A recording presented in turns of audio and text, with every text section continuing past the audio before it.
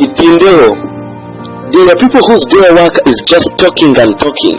Hari abantu akazi kabo ari ukuvugavuga, abo ni ba magambo. Itindeho. Ba magambo kenshi abari inkorabusa, ikizabakubwira bahora mu tunama twa hato na hato.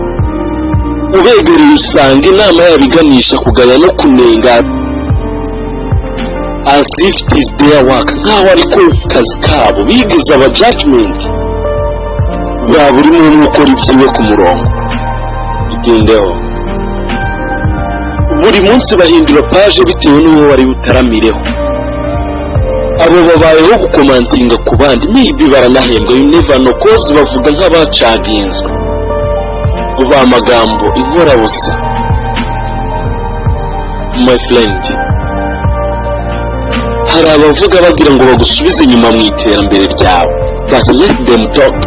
Bareke bavuge barasinziriye, bazakanguka ubweze kure.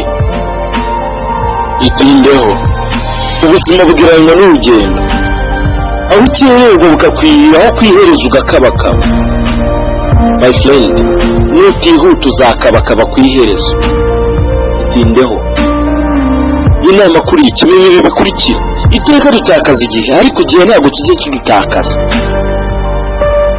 Dukora cyane ngo igihe kitarusiga, ariko ntabwo igihe gikora ngo tutagisiga. Please, igihe cyose uzarindira igihe, icyo gihe uzaba urimo guta igihe. My friend, in this life, inshuti yanjye, muri ubu buzima nutarwana uzarwanya.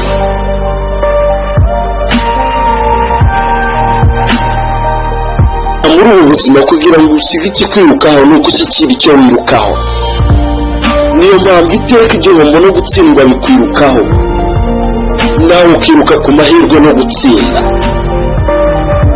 Ni ukuvuga ngo nta yindi ntwaro utsindisha gutsindwa usibye gutsinda konyine. Itindeho.